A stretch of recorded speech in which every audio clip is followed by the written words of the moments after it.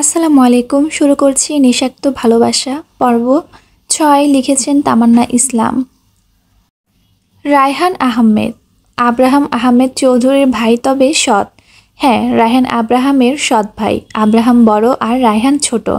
আব্রাহামের বাবা রওনক আহমেদ চৌধুরী আব্রাহামের মা কুসুম বেগমের সাথে কখনই সুখী ছিলেন না। কুসুম বেগমের মনে রওনক আহমেদের জন্য যে ভালোবাসাটা ছিল তা শুধুই কুসুম বেগমের জন্যই ছিল, যাকে বলে একতরফা। রওনক আহমেদ আব্রাহামের মায়ের সাথে কখনোই নিজেকে মানিয়ে নিতে পারেনি, তবে শাশুড়ি হিসেবে ইলা বেশ ভালো ছিল। কুসুম বেগমকে বুঝতেন তিনি। দেখতে দেখতে তাদের বিয়ের কয়েক বছরের মাথায় আব্রাহামের জন্ম হয়। কুসুম বেগম ভেবেছিলেন যে আগে হয়তো তাদের হাজব্যান্ড ওয়াইফের সম্পর্কটা ভালো ছিল না, কিন্তু এখন হবে। কোল আলো করে একটা ছেলে হয়েছে, এই ছেলের মাধ্যমেই হয়তো তাদের মাঝে সব ঠিক হয়ে যাবে। কিন্তু কুসুম বেগমের এই ধারণাটা ভুল প্রমাণ করে দিয়ে তাদের মাঝে সম্পর্ক যেন দিনকে দিন আরও বেশি খারাপ হতে থাকে। ঝগড়া, কথা কাটাকাটি, মাঝে মধ্যে গায়ে পর্যন্ত হাত তোলা, এগুলো দেখতে দেখতে আব্রাহামের ছোটবেলা কেটেছে। ফ্যামিলি প্রবলেম কী তা আব্রাহাম বোঝে। আব্রাহাম তার মায়ের অনেক ক্লোজ ছিল। আব্রাহামের দাদি আব্রাহামের বাবাকে অনেক বোঝায়, কিন্তু যেই লাউ সেই কদু, কোনো লাভই হয়নি। আব্রাহামের বয়স যখন ৫.৫ বছর, তখন হুট করেই কিছুদিনের জন্য আব্রাহামের বাবা রওনক গায়েব হয়ে যায়। কোথাও খুঁজে পাওয়া যায়নি তাকে, না অফিস, না বন্ধুদের বাড়ি, না কোনো হোটেল। সবাই বাড়িতে অনেক চিন্তিত ছিল। আব্রাহাম মা পাগল ছিল, মা আর দাদি ছাড়া কিছুই বুঝিনি। গায়েব হয়ে যায় কিছুদিনের জন্য আব্রাহামের বাবা। ঠিক ৬ দিন পর বাড়ি আসেন তিনি। তবে সেই দিন তিনি একা আসেননি, তার সাথে সেই দিন আবার নববধূ রূপে। আব্রাহামকে কোলে নিয়ে আব্রাহামের মা দরজা খুলে দেয়। রওনক আহমেদকে দেখে কুসুম বেগম খুব খুশি হন। কিছু বলতে যাবেন তার আগেই পাশে এসে দাঁড়ান রুকসানা, অর্থাৎ আব্রাহামের বাবার দ্বিতীয় বউ। কুসুম বেগম ভেঙে গিয়েছিল ভেতর থেকে। নিজের চোখের সামনে নিজের হাজবেন্ড যদি আরেকটা বিয়ে করে আনে তাহলে কেমন লাগবে, এটা হয়তো বলার বাইরে। আব্রাহামের দাদি অনেক বোঝায় তার ছেলেকে, কিন্তু সে মানে না। রুকসানা যে খারাপ তা একদম না। সে বুঝেছিল যে তার জন্য এই পরিবারে অশান্তি হবে, কিন্তু রুকসানা একটা গরিব পরিবার থেকে এসেছিল। এখানে থাকা ছাড়া তার আর কোনো উপায়ও ছিল না। আব্রাহামের মা একদম চুপ ছিল সেই দিন। আসলে সেই দিন থেকে তিনি কথায় বলেননি। অতি প্রয়োজন ছাড়া তিনি কারোর সাথে কথাই বলতেন না। আব্রাহামের মা আর আব্রাহাম আলাদা রুমে থাকতো, রুকসানা আর রওনক আলাদা রুমে। আব্রাহাম কিছুটা হলেও বুঝতো যে কিন্তু গণ্ডগোল আছে। এভাবে কেটে যায় বেশ কয়েক বছর। রুকসানা আর রওনকের ঘর আরও এক আলো করে আসে একটা ছেলে। সে রায়হান ছিল, রায়হান আহমেদ। আব্রাহাম আস্তে আস্তে বড় হয়, সে তখন সবে বুঝে। তার বাবার বিয়ের দিন থেকে শুরু করে আব্রাহাম তার বাবার সাথে একটা টু শব্দ পর্যন্ত করেন না। রুকসানা, রায়হান, রওনক কারো সাথেই কথা বলতো না আব্রাহাম। আস্তে আস্তে তাদের জন্য আব্রাহামের মনে বিষের জন্ম নেয়। আব্রাহামের মা তাকে রওনক আহমদের বউ হিসেবে পরিচয় দেওয়াটাও বন্ধ করে দিয়েছিল। এভাবেই ধীরে ধীরে আব্রাহাম বেড়ে ওঠে। আব্রাহাম যখন ক্লাস 10-এ পড়ে, তখন আব্রাহামের মা কুসুম বেগম মারা যান হার্ট অ্যাটাকে। আব্রাহামের সেই দিন মনে হচ্ছিল যে কবরের ভেতর তার মাকে শোয়ানোর আগে যেন তাকে শোয়ানো হয়। কিন্তু আব্রাহামের দাদি তাকে সামলে নেয়। একরোখা বদমেজাজি, রাগী অ্যাটিটিউড, ইগো, এই সব কিছু আব্রাহামের মাঝে আপনা আপনি এসে পড়ে। আর সত্যি রওনক বাবা হিসেবে অনেক ব্যর্থ। তিনি সবসময় আব্রাহাম আর রায়হানের মাঝে ভেদাভেদ করেছেন। আব্রাহাম এমনও দিন দেখেছে যে রুকসানা, রওনক আর রায়হান একসাথে এক পরিবারের মতো আনন্দ করেছে, আর আব্রাহাম হাতে একটা পুতুল নিয়ে দরজার আড়াল থেকে দেখছে। এতে সব কিছু ফেস করার পরই এত পরিবর্তন হয়ে গেছে আব্রাহাম। রায়হান এতদিন অ্যাডভোর্ড ছিল, কিন্তু এখন দেশে ফিরেছে। পড়াশোনা শেষ তার, নিজের বাবার বিজনেস দেখাশোনা করে। আর আব্রাহাম নিজের বিজনেস, নিজের পরিচয় নিজে বানিয়েছে, নিজের যোগ্যতায় দক্ষতায় তৈরি করেছে।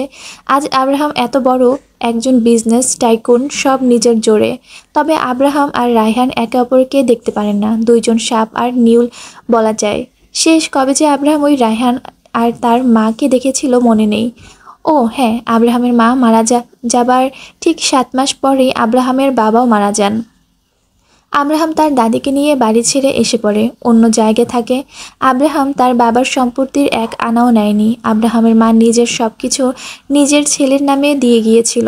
আব্রাহামের কাছে তার বাবা মায়ের ছবি নেই, আসলে তার কাছে তার বাবার কোনো ছবি নেই। যে ছবিগুলোতে আব্রাহামের বাবা আর মা একসাথে ছিল সেগুলো সে আলাদা করে দিয়েছে। এখন নিজের দুনিয়া বলতে তার এই দাদি। আর রায়হান ছেলে হিসেবে বেশি ভালো না, মেয়েবাজি, অ্যালকোহল, ক্যাসিনো, বেআইনি কাজ, এইসব তার নিত্যদিনের কাজ। আর আব্রাহামের কানে এগুলো ডেইলি আসে। আব্রাহাম সব দিকেই দিয়েই রায়হানের থেকে বেশ কয়েক কদম এগিয়ে। যাই হোক না হোক, তার নাম ডাক খ্যাতির সম্পত্তিতে পাওয়ার বিচক্ষণতা, স্মার্টে বা গুড লুকসে আব্রাহাম সব কিছুই জানে। আর তার দাদি ইলাও কেউ কাউকে দেখতেই পারে না। আজ এতদিন পরে রায়হান কেন এসেছে এখানে তাও আব্রাহাম বুঝে উঠতে পারছে না। আব্রাহাম রাগে মাথা নিচু করে বেডে বসে আছে, রাগে মাথা ফেটে পড়ার উপক্রম তার। পুরনো সব কিছু যেন চোখের সামনে ভেসে বেড়াচ্ছে। আর থাকতে না পেরে আব্রাহাম তার পাশে থাকা কাচের গ্লোবটা তুলে ঢিল মারে। গ্লোব ছোট ছিল তাই বেশি একটা শব্দ হয়নি। আব্রাহাম বলে ওঠে, দুনিয়া একদিকে থেকে আরেক দিক করে ফেলবো। আমি যদি এই রায়হান এখন আমার জীবনে এসেছে তো একদম জানে মেরে ফেলবো ওকে। আব্রাহাম নিজেকে কোনো রকমের শান্ত করে। আর কাল সকালে অফিসে যেতে হবে, কারণ আয়রাত আসবে এসপিএ, তো সব কিছু পারফেক্ট থাকা চাই। এই ভেবেই আব্রাহাম শান্ত হয়ে বসে। পরের দিন সকালে ইকবাল বলল, আরে আয়রাত মা, কোথায় যাচ্ছিস? ভার্সিটিতে? না চাচ্চু, আসলে বাইরে যাচ্ছি। মানে কাজে? কাজে মানে কোন কাজে? এত জলদি কিসের কাজ পেলি তুই? এই রে, এখন চাচুকে কী করে বলি যে আব্রাহাম চৌধুরী পিএর কাজ করব? আর আব্রাহাম সেই দিন বাড়িতে এসে যা করে গেছেন তারপর তো বলাই যাবে না, মনে মনে বলল আয়রাত। কিরে বল। চাচু, আসলে অফিসে একটা স্টাফের পোস্ট খালি ছিল তো, তাই আমি জয়েন করে নিয়েছি, স্যালারিও ভালো। ও আচ্ছা, তো অফিসের নাম কি? হ্যাঁ হ্যাঁ, বল অফিসের নাম কি? না মানে আসলে, এই কই গো, তুমি খাবার ঠান্ডা হচ্ছে তো। এই যে শুরু হয়েছে তোর চাচির। আচ্ছা মা শোন, তুই দেখে শুনে সাবধানে যাস, আর মা আমাকে পারলে মাফ করে দিস। শূন্য দৃষ্টিতে তাকিয়ে থাকে, বলার কিছুই নেই তার। তার চাচু এই কথাটা তাকে প্রায় বলে। আর এই কথাটা শুনে আগে আয়রাত তার চাচুকে বাধা দিত, কিন্তু এখন দেয় না। এটা শুনলে এখন শুধু আয়রাতের ভেতর থেকে একদম বের হয়। আয়রাত মুচকি হেসে বিদায় জানিয়ে বাইরে এসে পড়ে। ঘুম থেকে আজ তাড়াতাড়ি উঠতে পারেনি। 10টায় যাবার কথা ছিল, কিন্তু এখন বাজছে 9টা 55। রিক্সা করে যাচ্ছে আর বারবার নিজের হাতে থাকা ঘড়ির দিকে তাকাচ্ছে। প্রথম দিনই এত লেট। আব্রাহাম আজ তাকে গিলেই না ফেলে কাঁচা। দেখতে দেখতে একসময় আয়রাত আব্রাহামের অফিসের সামনে এসে পড়ে। আয়রাত মাথা তুলে উপর দিকে তাকিয়ে দেখে ইয়া বড় বড় অক্ষরে লেখা, the industry of Abraham Chowdhury. Ayrat সেদিকে তাকিয়ে এক লম্বা নিঃশ্বাস ছাড়ে। এখানে তো যাচ্ছে না, জানি সামনে কি কি ফেস করতে হবে তাকে। আয়রাত বেশ সাহস জুগিয়ে চলে যায় ভিতরে। তবে অফিসের ভেতরে যেতেই আয়রাত অবাক হয়। ভেতরে ঢোকার সাথে সাথে আয়রাত দেখে দুই পাশে বেশ কিছু মানুষ দাঁড়িয়ে আছে, একমাত্র তাকে স্বাগতম জানানোর জন্য। আয়রাত চোখ বড় বড় করে দেখছে, আর বাকি সবাইকেও দেখছে। অফিসে অনেক মেয়ে স্টাফ, তারা সবাই প্যান্ট আর শার্ট সাথে টাই। এত এত মডার্ন ড্রেস আপের মাঝে আয়রাত নিজেই মনে হয় একা গোল জামা পরে আছে, আর চুলগুলো ছেড়ে দেওয়া। সবাই আয়রাতকে ম্যাম বলে সম্বোধন করছে, কিন্তু আয়রাত বুঝতে পারছে না যে ম্যাম বলার কি দরকার। সবাই আয়রাতকে ফুলের তোড়া দিচ্ছিল, তখনই অফিসের ম্যানেজার এগিয়ে আসে। ম্যানেজার বলল, মিস আয়রাত, আপনাকে অনেক অনেক স্বাগতম। জি ধন্যবাদ, আপনার জন্যই আমরা এতক্ষণ অপেক্ষা করেছিলাম, অবশেষে আপনি এলেন। জি, ভেতরে আসুন। সবাই সাইড করে দাঁড়ালে আয়রাত ভেতরে আসে। ম্যানেজার আয়রাতকে ভেতরে নিয়ে যাচ্ছে আর কথা বলছে। আয়রাতকে সব বুঝিয়ে দিচ্ছে কি করতে হবে কি না করতে হবে। অফিসের কিছু বেসিক রুলসগুলো আয়রাতকে জানিয়ে দেয়। আয়রাত বেশ ভালো করে তা শুনে। হাঁটতে হাঁটতে ম্যানেজার আয়রাতকে আব্রাহামের কেবিনের সামনে এনে দাঁড় করিয়ে দেয়। ম্যানেজার বলল, সো মিস আয়রাত, এটাই হচ্ছে আব্রাহাম স্যারের কেবিন। আজ থেকে আপনি ওনার পিএ। প্লিজ খেয়াল রাখবেন যেন কিছু গড়বড় না হয়। স্যার অনেক বেশি থেকেও বেশি রাগী। আমি এবার আসি। জি আচ্ছা। আয়রাত আব্রাহামের কেবিনের দিকে তাকায়, কেমন জানি নার্ভাস লাগছে। কিছু শুকনো ঢোক গিলে আয়রাত ভেতরে যায়। ভেতরে যেতে ধরে আবার থেমে যায়। আরে পারমিশন তো নিতে হবে নাকি? আর এখন থেকে তো আব্রাহাম তার স্যার বলেই ডাকতে হবে। এই ভেবেই আয়রাতের একটু বিরক্তি হয়। May I come in sir? কোনো উত্তর আসছে না ভেতর থেকে। তাই আয়রাত আবারও বলে উঠল, may I come in sir? Ayrat কয়েকবার ডাক দিয়েও কোনো সাড়া শব্দ পায় না। একসময় আয়রাত বিনা পারমিশনেই ভেতরে ঢুকে যায়। ভেতরে যেতে দেখে কেবিন ফাঁকা, কেউ নেই। আয়রাত কপাল কুঁচকায়, এখানে কেউ নেই কেন? তখন আব্রাহাম ফোনে কথা বলতে বলতে এক সাইড থেকে কেবিনের একদম মাঝ বরাবর আসে। আয়রাতকে দেখে আব্রাহাম মুচকি হাসে, কান থেকে ফোনটা নামিয়ে দেয়। আয়রাতকে পা থেকে শুরু করে মাথা পর্যন্ত এক নজরে দেখে নেয়। আয়রাতও আব্রাহামকে দেখে নেয়। ব্ল্যাক কালারের প্যান্ট পরা, ব্ল্যাক কালারের শার্ট আর উপরে একদম হালকা গ্রিন কালারের জ্যাকেট। তার হাতাকুনি অবধি উঠানো। তবে আজ কেন যেন আব্রাহামকে একটু বেশি রিফ্রেশ লাগছে। হাতে ঘড়ি, মুখের চাপদাড়িগুলো ফর্সা মুখে যেন দারুণ মানিয়েছে। Good morning. Good morning. ও হ্যালো, আমি তোমাকে গুড মর্নিং উইশ করছি না। বলছি যে অফিসের বসকে সকাল সকাল গুড মর্নিং উইশ করতে হয়, তা কি জানো না? এরপর থেকে অফিসে এসে আমার জন্য রোজ এক কাপ কফি আনবে আর তার সাথে মর্নিং উইশ করবে, ঠিক আছে? মানে আসতে না আসতেই অর্ডার শুরু? হ্যাঁ, এবার এটা নাও। আব্রাহাম তার গাড়ির চাবিটা আয়রাতের দিকে হালকা ঢিল দিয়ে আর আয়রাত কাঁপা কাঁপা হাতে তা ধরে ফেলে। আব্রাহাম সুন্দর সিটি বাজাতে বাজাতে চলে যায়। আয়রাত হাঁ করে তার দিকেই তাকিয়ে থাকে। আব্রাহাম তার চেয়ারে গিয়ে রিল্যাক্স করে বসে পড়ে। আয়রাত চোখ নামিয়ে কেবিন থেকে চলে আসতে নিলে আব্রাহাম আবার বলে ওঠে, oh hello miss baby girl. আয়রাত পিছন ফিরে তাকায়। কোথায় যাওয়া হচ্ছে শুনি? মানে আমি আমার কেবিনে যাব না? মিস আয়রাত, আপনার কেবিন যে এই কেবিনের বাইরে তা আপনাকে কে বলেছে? What do you mean? আপনার কেবিন এদিকে আর এইটাই। আব্রাহাম ইশারা দিয়ে আয়রাতকে নিজের পাশে দেখায়। আয়রাত তাকিয়ে দেখা যে আব্রাহামের ঠিক বাম সাইডে একটা ছোট্ট কেবিনের মতো রয়েছে, তবে সিম্পলের মাঝেও বেশ সুন্দর। কাচের তৈরি, সেখানে কিছু ফাইল আছে, একটা ল্যাপটপ আছে, একটা কফির মগ আছে যেখানেও ছোট্ট করে পিএ লেখা। মানে সে এখন আব্রাহামের চোখের সামনে থাকবে। মানে তার থাকতে হবে। আয়রাতের কেবিনটা আব্রাহামের কেবিনের ভেতরেই।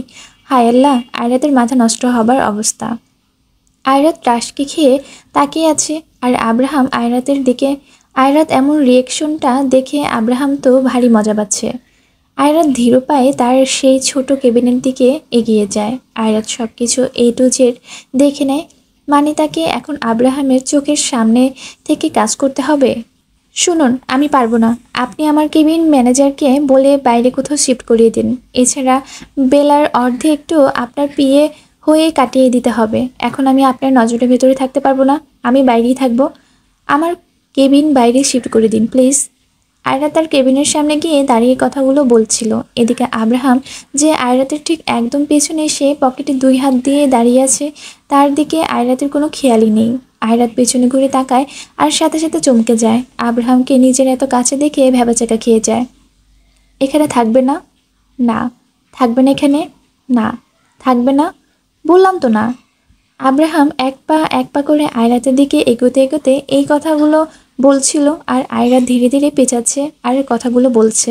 শেষের কথাটা বলে আয়রাতের পেছনে কাচের দেয়াল ঠেকে যায়। আয়রাত পেছনে তাকিয়ে দেখে যে আবার আর জায়গা নেই, পিঠ তার ঠেকে গেছে দেয়ালের সাথে। আব্রাহাম এখনও আয়রাতের সামনে দাঁড়িয়ে আছে।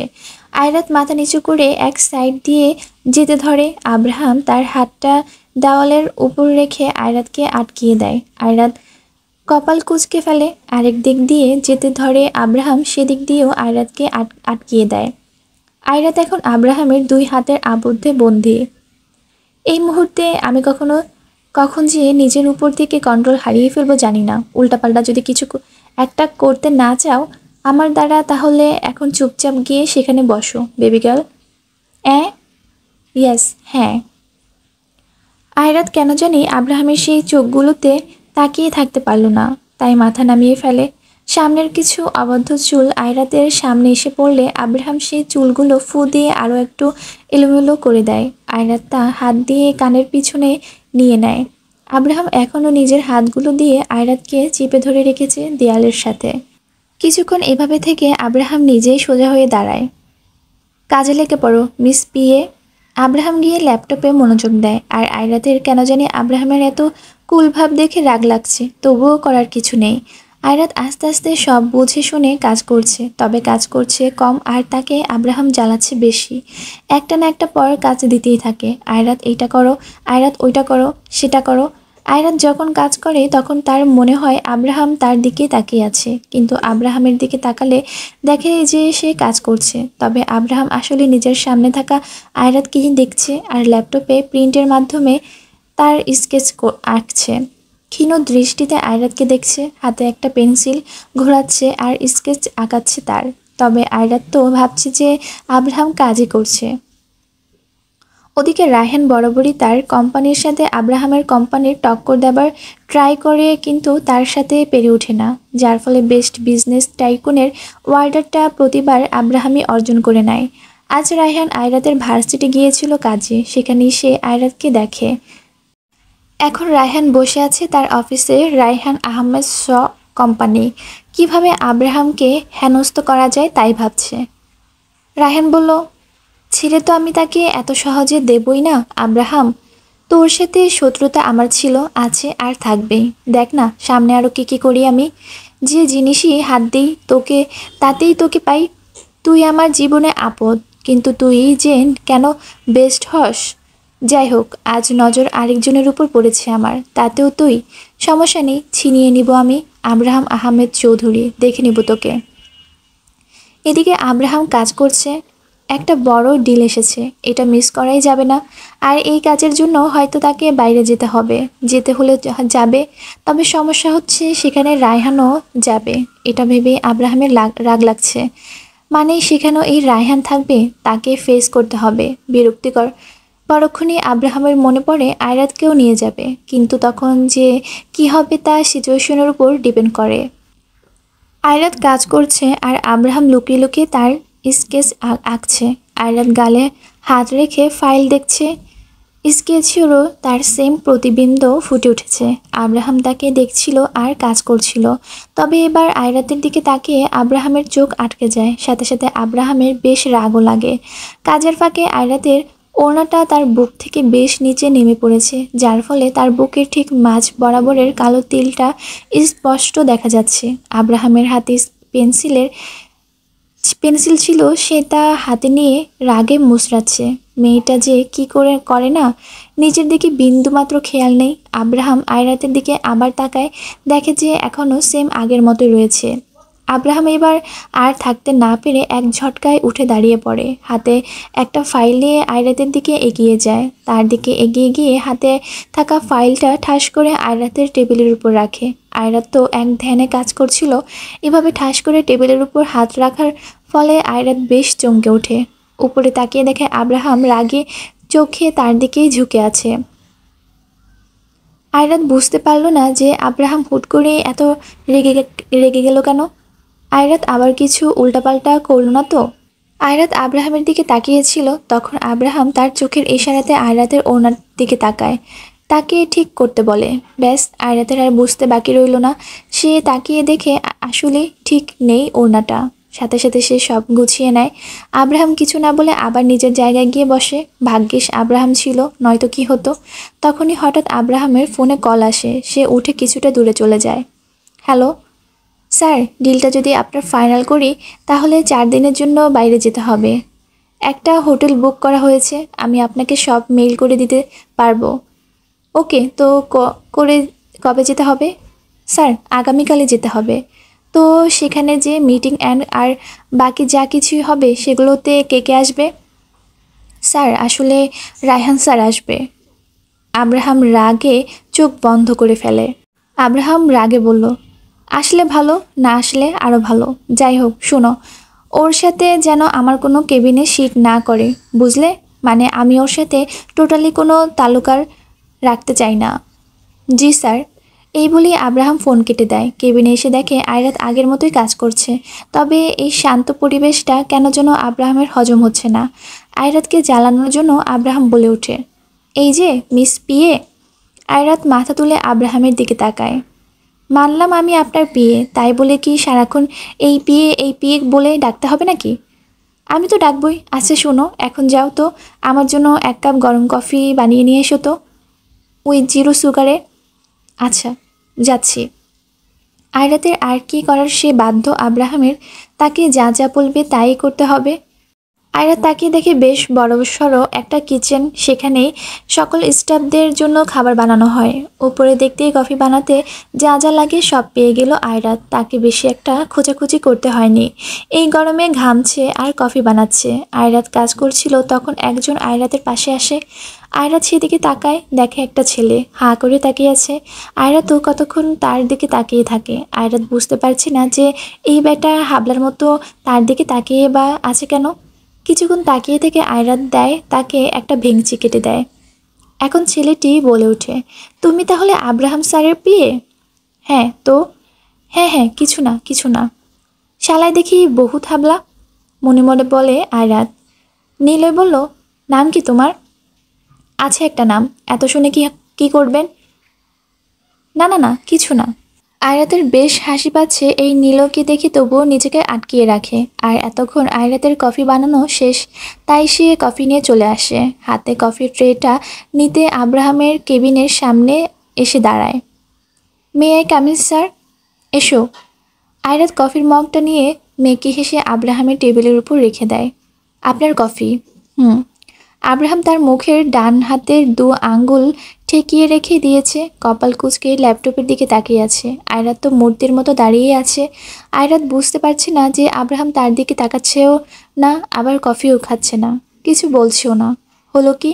তখনই আব্রাহাম বলে ওঠে, টেস্ট করো। জি?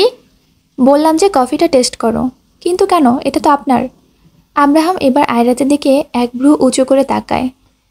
কে জানে, যদি কফিতে কিছু মিশিয়ে দিয়ে থাকো তো আগে তুমি খাও, চেক করে নেওয়া ভালো তো নাকি? আব্রাহামের এমন কথায় আয়রাতের মুখ আপনা আপনি হা হয়ে গেল। এত বড় কথা আব্রাহাম তাকে বলতে পারলো? এক ফোঁটা বিশ্বাস করে না তাকে। আয়রাত আর কি করবে, কফির মগটা তুলে কিছুটা খেয়ে নেয়। আর আব্রাহাম তার দিকে তাকিয়ে আছে। এই নিন, কিছুই মিশাইনি আমি, খেতে পারবেন। এবার যাও। কোথায়? কফি বানাতে। আবার কফি বানিয়ে নিয়ে এসো, যাও। কিন্তু এটা, তোমার কি মনে হয় আমি এই কফি খাবো তোমারটা? যাও, আবার বানিয়ে নিয়ে এসো।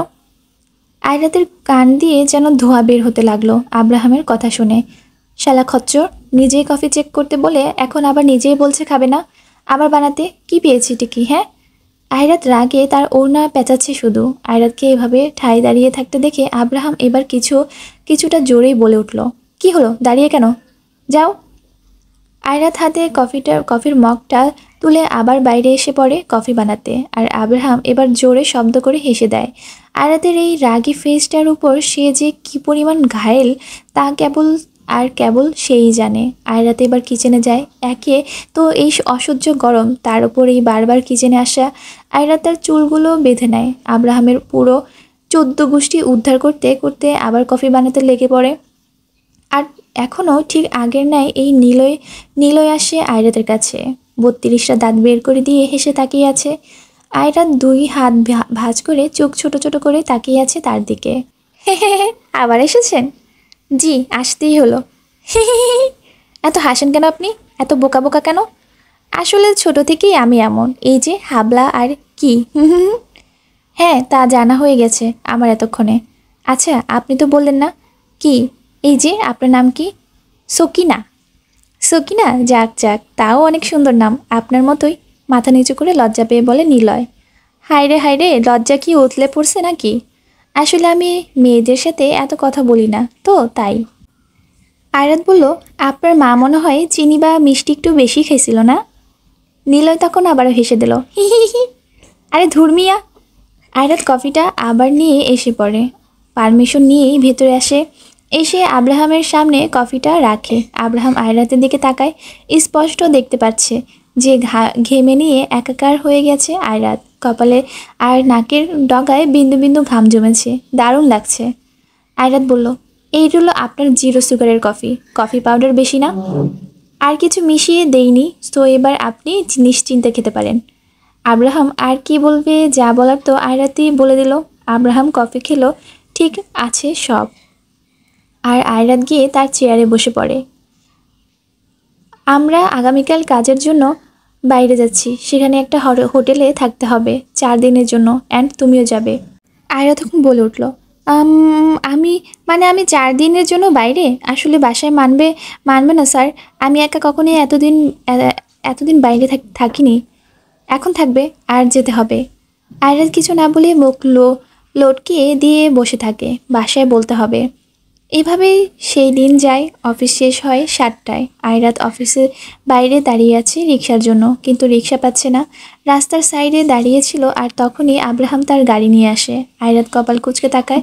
আব্রাহাম গাড়ির গ্লাসটা নিচে নামিয়ে বলে, নীরব রাস্তা, একা একটা মেয়ে কখন কি হয়ে বলা যায়? আপনি কি আমায় ভয় দেখাচ্ছেন? মোটেও না তো। গাড়িতে উঠো। না, আমি একাই যেতে পারবো, আপনি যান।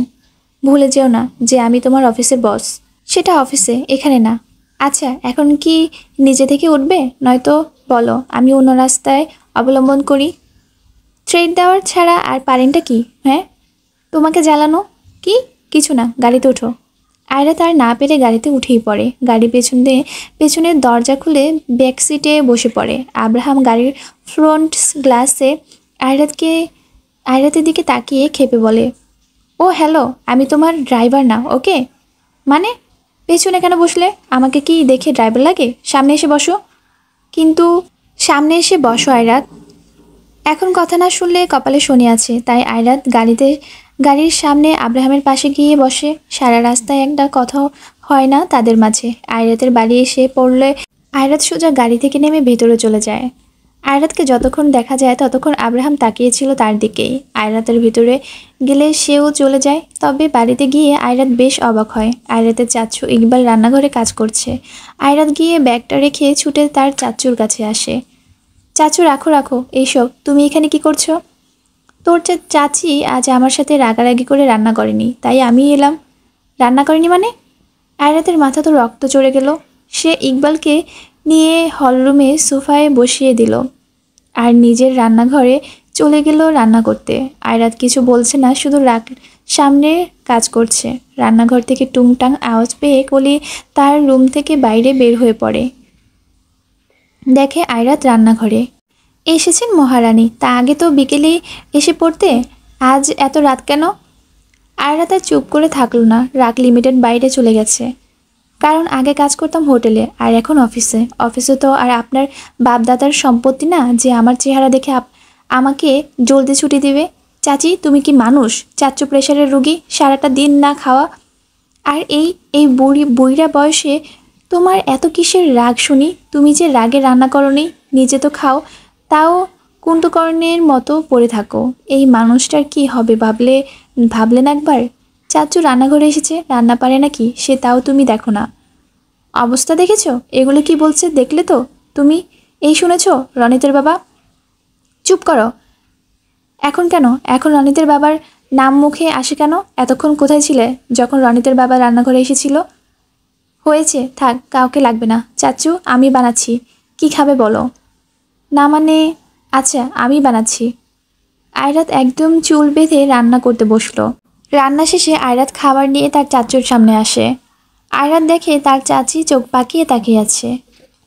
আয়রাত বলল, এই চোখ নামাও। চোখ খুলে পড়ে যাবে, চোখ নামাও, নয়তো কাঁটা চামচ দিয়ে কিন্তু তুলে নিব। আয়রাতের চাচি শুধু রাগে চলছে।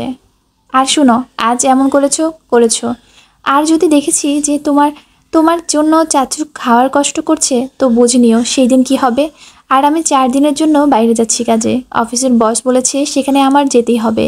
4 দিন বাসায় থাকবো না, এই বলে এটা ভেবো না যে বাড়ি মাথায় করে ফেলবে। সাবধানে। চাচির উদ্দেশ্যে বলল আয়রাত। এই বলে আয়রাত রুমে চলে যায়। অফিসের কাজ, তারপর বাসায় এসেও তাকে কাজ করতে হলো। শরীর যেন চলছে না। আয়রাত তার ব্যাগ প্যাক করে ফেলে তারপর ফ্রেশ হতে চলে যায়। আব্রাহাম পুরো ঘরের লাইট অফ করে দিয়ে শুধু একটা হলুদ কালারের লাইট জ্বলিয়ে রেখেছে রুমে। লাইটটা আয়রাতের ছবির নিচে রাখা, যার ফলে আয়রাতের ছবিটা আলো এবং ছায়ার কম্বিনেশনে বেশ ফুটে উঠেছে।